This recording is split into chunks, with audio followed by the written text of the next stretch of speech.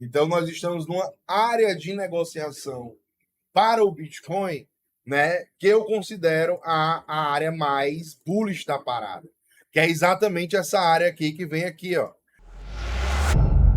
Então, quando você está no final de um bear market, você tem todas essas médias agindo como resistência. Então, nesse caso, você vê que o preço, né, perdeu as médias, então ele vem testar a média, perde. Ele vem testar as médias de curto prazo, perde. Vem testar as médias. Aqui nesse caso foi a última vez que ele testou a de 200 períodos, perde. Perdeu a 610, olha a importância, perdeu a 610, veio testar qual? 200, a 1.200. Então, agindo como resistência também nesse todo período as médias de curto prazo. Então você vê que ele toca a média de curto prazo, volta, toca a média de curto prazo, volta. Então todo esse período você está vendo que, né, uma análise mais macro acontece esse tipo de movimento. E aí, né, basicamente a gente tem que esperar o preço, né, retornar acima dessas médias que eu estou falando para vocês hoje. O patamar mais lá em cima das de curto prazo, que é a de 21, 50, 72, 34 e 100 períodos, né? Essas médias todas, né? A que está mais lá em cima é a de 100 períodos, então ela é a que deveria ser superada nesse caso, né? Que é a média que está lá no caso dos 19 mil. O Bitcoin supera essa faixa dos 19 mil dólares. Ele vai ter suporte nas quedas para poder aguentar as pancadas. Por quê? Porque todas essas médias, uma vez superadas, elas deixam de ser resistências, elas se tornam suporte, né? É importante que a gente, né, compreenda isso. Então, num cenário de reversão, o que você quer ver na prática é a gente, né, por algum período ficar surfando abaixo da linha vermelha. Olha que coisa linda. A nossa linha vermelha é a nossa média de 1.200 dias. Ou seja, você pega os últimos 1.200 dias, soma o preço de todos e divide por 1.200. E aí você vai ter essa média, né? E aí o que acontece é que você vê que, historicamente falando, toda vida que o Bitcoin fica um período abaixo dessa linha vermelha, foram os melhores pontos de compra da história. Note, 2019, 2018, melhores pontos de compra da história. E aí nós temos gráficos fundamentalistas também aqui, fora da análise técnica, fora dessa análise subjetiva que cada analista tem, né? A gente tem, né, gráficos fundamentalistas que, por exemplo, mostram aqui, por exemplo, que o número de carteiras segurando um Bitcoin no mínimo, né, está crescendo vultosamente, está se aproximando da casa de 1 milhão de holders, né? Ou seja, 1 milhão de bitcoins está na mão de 1 milhão de carteiras. Então, isso é muito interessante a gente entender, né? Praticamente chegando nesse patamar. Então, a gente vai estar, né, documentando toda a história do Bitcoin aqui nesse período, nesse processo. Um outro indicador interessante também é o próprio MVRV, né? Que é um indicador que mostra quem está qual a porcentagem da galera que está no prejuízo e se a galera está vendendo no prejuízo ou não. Né? E aí, exatamente, o MVRV está fazendo esse processo aqui, né, de mostrar para a gente que ele está numa zona, num range, né, numa área de negociação, historicamente falando, né, de compra.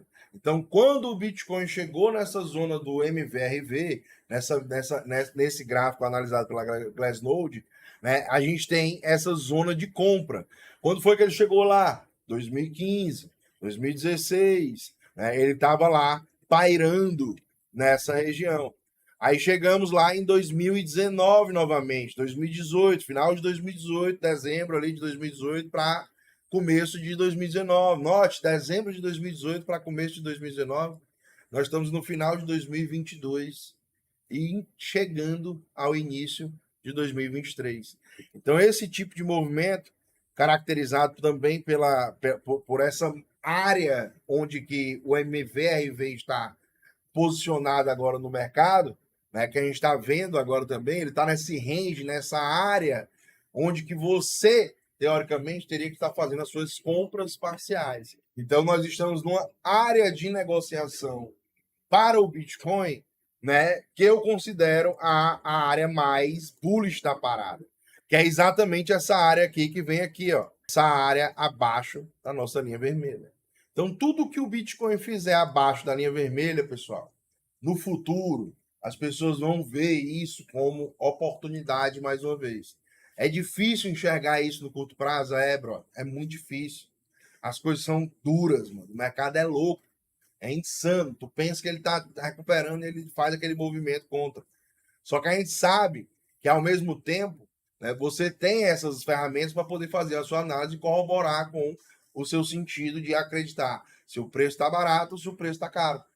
Então, faça a sua pesquisa. Aqui no canal, a gente não dá recomendação de investimento para ninguém sobre nada.